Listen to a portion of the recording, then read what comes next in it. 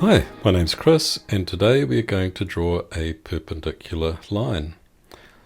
And we're going to do this four ways. The first is drawing a perpendicular to a given line from a given point on that line. Then drawing a perpendicular when the given point is at or near the end of the line. And that's method 1 of 2.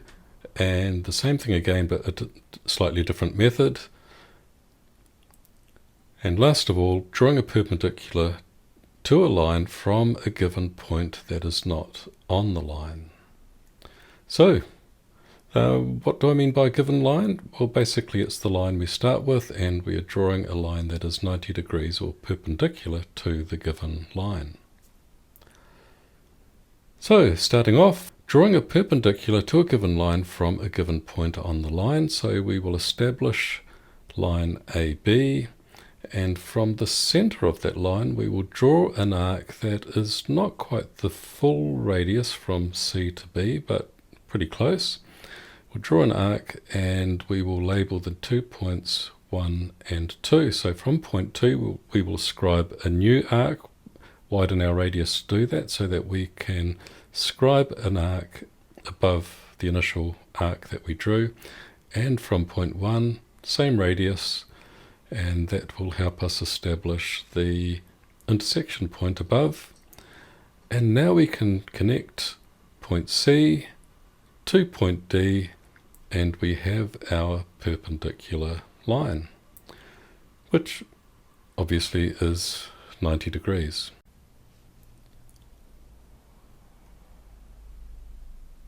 So let's start with drawing a perpendicular when the given point is at or near the end of a line. So we are going to set the radius of the compass to approximately here, as you see here, and draw an arc as shown. Next step, with the radius set to the same as previously, we're going to draw another arc, and this is to create an intersection point, at which we will place the point of our compass, again the same radius, and scribe another arc, which creates a new intersection point to the right there, and also above point B. So we're going to place the compass, again the same radius, and draw an intersection point just there, and we'll establish this as point C. Then all we have to do is connect point B to point C, and we have our angle of 90 degrees drawn from a given point. We have our perpendicular. On to our next method, drawing a perpendicular when the given point is at or near the end of the line. So our given point is point B. I've got a point floating off in space there, so what we're going to do is use that point to establish the radius of the arc that we're going to draw, and we'll swing that across to the left so that it intersects line AB, and we will swing it up so that it goes just a bit beyond, vertically above point B. Now we can draw a line from point D to point C, and then we can extend this line beyond this point until it intersects the arc that we drew previously, and that gives us point E. So we can now complete our perpendicular by connecting a line from point B to point E, and there we have our 90 degrees. So of these two methods, which one is actually the best to use? Well, if you are like me and you enjoy designing geometric patterns, then of the two methods, the first method is going to be the best method, and that's because we're connecting point to point, whereas in method 2 we are extending a line, and that can lead to a less accurate construction. On to the last method.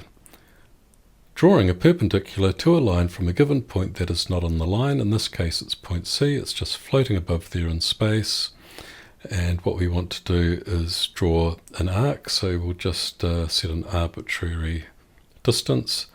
In this case we want to intersect that arc twice on line AB. Keeping the compass at the same radius, we're going to draw two more arcs, one from point 2 and to below the arc that we initially drew, and one arc again from point 1. And we'll just take that down there. We have an intersection point at D. So now we're going to connect points C and D and draw our final line. Now if you're using a ruler and compass, then you just need to draw from point C to line AB. And again we have 90 degrees, and this is our perpendicular.